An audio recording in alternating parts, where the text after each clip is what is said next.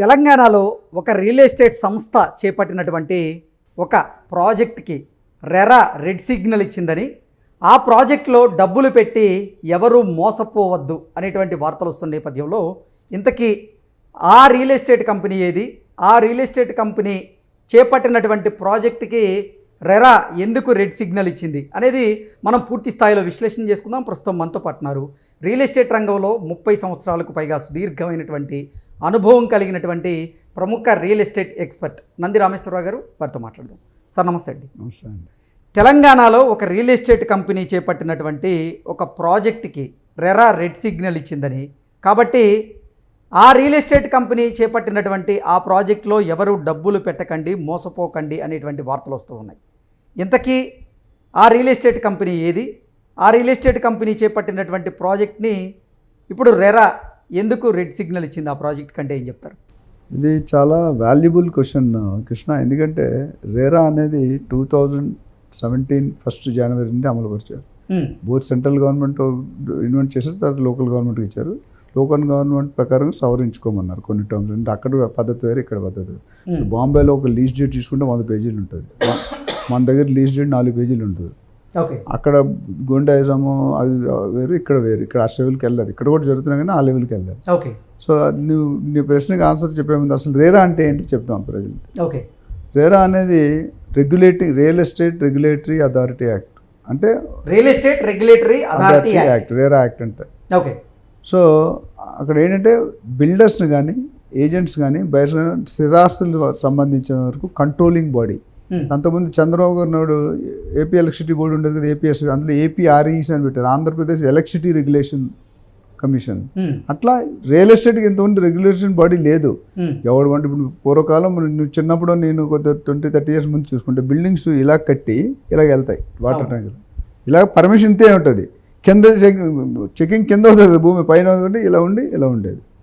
దానివల్ల ఏమైంది, illegal construction ఎక్కువైపోయింది, బిల్డర్స్ డబ్బు చేసుకున్నారు. అప్పుడు మనకు వాయిస్ ఉండేది కాదు, వాళ్ళు కంట్రోలింగ్ ఎవడు కావడే తోపు. కానీ ఇప్పుడు రెరా వచ్చిన తర్వాత రెరా ఏంటంటే ఎక్కువగా జనరల్గా బయర్స్ మోసపోకూడదు అనే ప్రైమ్ ఉద్దేశం. బిల్డర్ కూడా డైవర్ట్ చేయకూడదు, ఫండ్స్ మిస్లీడ్ చేయకూడదు. జనరల్గా ఏమైంది, రెరాలో బిల్డరు ఒక 3-4 ప్రాజెక్ట్స్ చేస్తాడు ఒక టైంలో. ప్రాజెక్ట్ ఏదో 100 కోట్లు కలెక్ట్ చేసి 50 కోట్లు పెట్టి 50 కోట్లు రెండో ప్రాజెక్ట్ కొంటాడు. దాని 100 కోట్లు 50 కోట్లు మళ్ళీ ఇంకో 50 కోట్లు, లేదా పర్సనల్ అసెట్ పెంచుకుంటాడు, లేకపోతే అట్లా యూజ్ చేస్తారు, కరెక్ట్ యూజ్ చేయరు. అప్పుడు ఏమవుతుంది, ఏ ప్రాజెక్టు కంప్లీట్ కాదు. ఇప్పుడు ఏం చేశారంటే ప్రతి బిల్డర్ కూడా ఒక ఎలిజిబుల్ క్రైటీరియా. ఇప్పుడు లాయర్ అవ్వాలంటే లా చదవాలి, ఎంబీబీఎస్ చదివితే డాక్టర్ అవుతావు, ఇంజనీరింగ్ చదివితే ఇంజనీర్ అవుతావు, చార్టెడ్ అకౌంటెంట్ అట్లా. సో అక్కడ ఏమవుతుందంటే ఎలిజిబిలిటీ పెట్టారు, అంటే ప్రతి ఒక్కరు ఎవరు పడతారు చేయకుండా ఒక స్టాండర్డ్ నామ్స్. ఈ తెలంగాణ స్టేట్ రెరా బోర్డుకి ఒక పద్ధతి పెట్టాడు. ఈ ఫ్లోర్లో ఇన్ని వేయొచ్చు, ఈ జోన్లో రెసిడెన్షియల్ కమర్షియల్లో, అందులో కూడా ఎంత స్క్వేర్ ఫీట్ ఇస్తారు, సెట్ బ్యాక్స్ ఎంత అని ఒక రోడ్ విడ్త్ బట్టి సెట్ బ్యాక్స్ అంటే జాగా వదలదు. పెద్ద కమర్షియల్ బిల్డింగ్ అనుకో లారీ తిరిగే జాగా ఉండాలి, ఫైర్ ఇంజిన్ లారీ, లేకపోతే ఏదైనా ఎమర్జెన్సీ పోతారు కదా, అట్లా పార్కింగ్ ఇంత పర్సెంటేజ్ పెట్టాలి, 30% పెట్టాలి. రోడ్డు మీద ఎవరు పెట్టారు, కొత్త బిల్డింగ్ చూసి పార్కింగ్ అంతా లాన్ ఉంటుంది. సో అట్లా కొన్ని సవరణలు చేసి ఒక బిల్డర్ తాలూకా బాధ్యత ఏంటి, ఒక బయ్యర్ తాలూకా బాధ్యత ఏంటి, ఒక రియల్ ఎస్టేట్ ఏజెంట్ తాలూకా బాధ్యత 3 కోణాల్లో చేశారు. ఫస్ట్ బిల్డర్ ఏంటంటే బిల్డర్ కానీ ఓనర్ కానీ ఏదైనా ప్రాజెక్ట్ చేస్తే 500 స్క్వేర్ మీటర్స్ కంటే జాగా ఎక్కువన్నా రెరా పర్మిషన్ ఉండాలి. ఒకే ప్లేస్ 8 యూనిట్లు, 8 విల్లాలు కానీ 8 ఫ్లాట్ కానీ కడితే దానిపైన ఉంటే రెరా ఉండాలి. అట్లా కొన్ని కండిషన్స్ పెట్టి రెరా ప్రాజెక్ట్ అంటే 2 ఉంటాయి. కంపెనీ రెరా అంటే ఒక కంపెనీకి 5 సంవత్సరాలు ఒక రెరా నెంబర్ ఇస్తారు, అది కంటిన్యూ ఉంటుంది. ప్రాజెక్ట్ రెరా వేరు. ప్రాజెక్ట్ అనేది ఎవ్రీ ప్రాజెక్ట్ కొత్తగా తీసుకోవాలి, ఏ ప్రాజెక్ట్ బి ప్రాజెక్ట్ నెంబర్ వేరు ఉంటుంది, B2C నెంబర్, కానీ కంపెనీది ఒకటే ఉంటుంది. సో ఎవరైనా కొనుక్కునే బయర్స్ ఉంటే ఈ రెరా నెంబర్ చెక్ చేసుకోవాలి. రెరా నెంబర్ చెక్ చేసుకుని వెబ్సైట్లోకి వెళ్తే కొడితే దానికి వ్యాలిడిటీ ఉంటుంది. అంటే 2 years 3 years అని ఇస్తాడు. కొంతమంది వ్యాలిడిటీ అయిపోయి కూడా ఎక్స్టెండ్ చేయరు, అయినా పాడతాం, విచ్ ఈజ్ రాంగ్. సో బ్యాంక్కి వెళ్తే లోన్ రాదు. సో ఇలాంటి పాయింట్లు పెట్టి బిల్డర్కి ఏం చెప్పాడంటే, నువ్వు ఏదైతే సేల్ అగ్రిమెంట్లో ఇస్తావో అసలు రెరా అప్రూవల్ లేకుండా నువ్వు బ్రోచర్ కొట్టకూడదు, లేఅవుట్ వేయకూడదు, అమ్మకూడదు. అమ్మేమని తెలిస్తే జైల్లో పెట్టచ్చు, లేదా 10% of the project cost collect చేస్తాను. అంటే 1000 కోట్లు పెడితే 100 కోట్లు ఇది పెనాల్టీ, లేదా జైలు, ఈ రెండిట్లో. ఆ విధంగా పెట్టి నువ్వు ఏదైతే సేల్ అగ్రిమెంట్లో కన్ఫర్మ్ చేసావో ఆ స్పెసిఫికేషన్స్ ఇవ్వాలి. అది ఇవ్వకపోతే నీకు తప్పు. అది ఒకటి. రెండోది ఏమన్నారంటే మీరు డెలివరీ పీరియడ్ అని ఇచ్చారు. డెలివరీ అంటే 3 సంవత్సరాలు ఇస్తాం. ఇప్పుడు హైదరాబాద్ చూసి 10-15 సంవత్సరాలు డిలే అయిన ప్రాజెక్ట్స్ కూడా ఉన్నాయి. పేర్లు చెప్పలేము, నీకు ఐడియా ఉంది. సో అది ప్రజల పరిస్థితి ఏంటి? జనరల్లీ ఇల్లు కొనుక్కునేది అంటే 50-60 సంవత్సరాల్లో పిఎఫ్ గ్రాట్యుయేట్ ఇచ్చిన కొనుక్కుంటాం, లేదా అమ్మాయి పెళ్లి కోసం కట్నం ఇద్దామని కొనుక్కుంటాం. 15 సంవత్సరాలు జాబ్ అయిపోయి ఈఎంఐ కట్టాలి, రెంట్ కట్టాలి. ఎలా కడతారు? 2 కట్టలేరు కదా. కానీ దేర్ ఆర్ ప్రాజెక్ట్స్. రేరా నాకున్న కొద్దిపాటి అనుభవంలో మిగతా రాష్ట్రాల్లో లైక్ బెంగళూరు, ముంబైలో ఇంప్లిమెంట్ అయిన మన దగ్గర అవ్వట్లేదు. ఇప్పుడు స్టార్ట్ అయింది. అంత 17 అయితే 28 years ఆల్మోస్ట్. బట్ రేరా పూర్తి స్థాయిలో పనిచేయట్లేదు అనేది జనరల్ పబ్లిక్ టాక్. నా ఒపీనియన్గా పబ్లిక్ ఒపీనియన్. రేరా కానీ టైట్ ఉంటే ఈ రియల్ ఎస్టేట్ ఆటలన్నీ తగ్గిపోతాయి. అటు ఏజెంట్ కానీ ఇటు బిల్డర్ కానీ ఎవరైనా. సో అది ఒక పాయింట్గా స్పెసిఫై. అట్లనే ఫార్మాట్ ఇచ్చారు. సేల్ డీడ్ కానీ సేల్ అగ్రిమెంట్ కానీ రేరా ఒక ఫార్మాట్. ఆ ఫార్మాట్ డాష్లు నింపాలి తప్ప అది మార్చడానికి అవకాశం లేదు. అంతకుముందు బైబ్యాక్ గ్యారెంటీ మన ఇష్టం వచ్చినట్టు 1 సంవత్సరాలు అయితే 2 సంవత్సరాలు డబ్బులు ఇస్తాం, 2.5 years డబ్బులు ఇస్తాం. ఎవడు ఇవ్వలేదు. ఇస్తానన్నాడు 99% ఇవ్వలేదు. జనాలు క్యారెట్ చూపించి మోసం చేస్తున్నారు. ఇంతకీ రేరా రెడ్ సిగ్నల్ ఇచ్చినటువంటి ఆ రియల్ ఎస్టేట్ కంపెనీ ఏంటి? ఆ రియల్ ఎస్టేట్ కంపెనీ చేపట్టినటువంటి ఆ రియల్ ఎస్టేట్ ప్రాజెక్ట్ ఏదైతే ఉందో ఆ ప్రాజెక్ట్ని ఎందుకు రేరా తిరస్కరించిందంటే ఏం చెప్తారు? ఇప్పుడు బండ్ల జాగీర్ అని ఒక ప్లేస్ ఉంది అక్కడ, గండిపేట దగ్గరలో 80 ఫ్లాట్లు కడతామని ఆ యూనిట్ ప్రాజెక్ట్స్ బయలుదేరింది. సో ఈ ప్రాజెక్ట్ అంటే గండిపేట దగ్గరలో బండ్ల జాగీర్ అనే ప్లేస్లో శ్రీవారి కన్స్ట్రక్షన్, శ్రీవారి బృందం అనేది ప్రాజెక్ట్ నేమ్. ఇది ఐ థింక్ 80 ఫ్లాట్లు కడుతున్నారు.